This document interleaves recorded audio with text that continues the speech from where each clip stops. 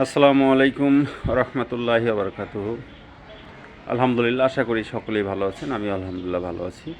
প্রাথমিক সহকারী শিক্ষক নিয়োগ পরীক্ষা ফলাফল প্রকাশে বেশ বিড়ম্বনা সৃষ্টি হয়েছে। মানে কবে ফল প্রকাশ করবে এমনটা আর মানে বলাই যাচ্ছে না আর কি। এখন ফল প্রকাশে অন্যদিকে মোড় ঘুরিয়ে গিয়েছে। নির্বাচনের কারণে বিসিএস সহ যে বাকি যে পরীক্ষাগুলো আছে, বিশেষ করে 24 দিনের মধ্যে যে সকল পরীক্ষাগুলো হওয়ার কথা ছিল, তো এই পরীক্ষাগুলো কিন্তু সম্পূর্ণ কিন্তু পিছিয়ে যাচ্ছে। সেহেতু এই ফল প্রকাশের ক্ষেত্রেও কিন্তু প্রভাব পড়তে পারে। যদিও গত রবিবার 18 তারিখ এই ফল প্রকাশের কথা ছিল, তো অনেক কাঠ খড় পুড়িয়েও কিন্তু প্রাথমিক শিক্ষা অধিদপ্তর এই পরীক্ষার ফলাফল দিতে পারেননি।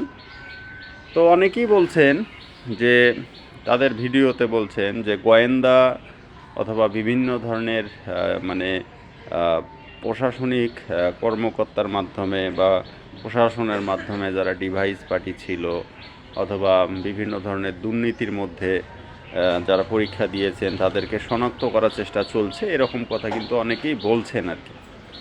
তো এটা আসলে কতটা সত্য অথবা কতটা ভিত্তিহীন কথা, এটা আমি আসলে আমার কিছুটা হলেও দ্বিধা সৃষ্টি হচ্ছে যে পরীক্ষা দেওয়ার সময় যেটা মানে যারা কন্ট্রোল করতে পারেননি, পরবর্তী পরীক্ষা দেওয়ার পরে কিভাবে তাদেরকে আইডেন্টিফাই করবে, এটা কিন্তু একটা প্রশ্ন থেকে যায় আর কি। তো অনেকেই বলছেন যে সেইটার কারণেই মূলত এরকম হচ্ছে যে নিয়োগ পরীক্ষার ফলাফল দিতে দেরি হচ্ছে।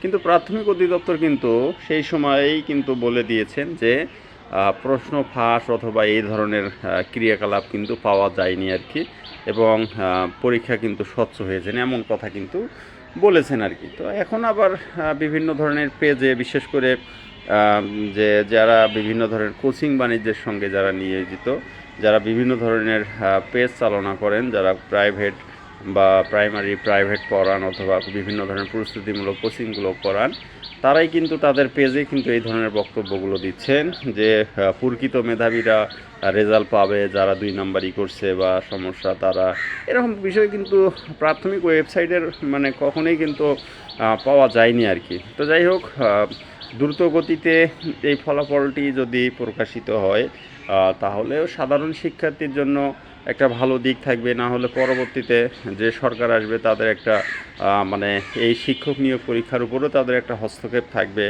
এবং এমপি সাহেবের কাছ থেকে আবার হচ্ছে এমপি সাহেবের সুপারিশ থাকবে, বিভিন্ন বিষয় কিন্তু থেকে যায় আর কি। তো আশা রাখি প্রাথমিক শিক্ষা অধিদপ্তর দ্রুত গতিতে এই প্রাইমারি সহকারী শিক্ষক নিয়োগ পরীক্ষার ফলাফল দেবেন, এবং দ্রুত গতিতে ভাইবার মাধ্যমে যে সকল বিদ্যালয়ে শূন্যপদ রয়েছে শূন্যপদগুলো পূরণ করবেন, এবং সুশিক্ষার মাধ্যমে জাতি যেন সামনের দিকে এগিয়ে যায় সেই কাজটি অবশ্যই করবেন। ধন্যবাদ সকলকে।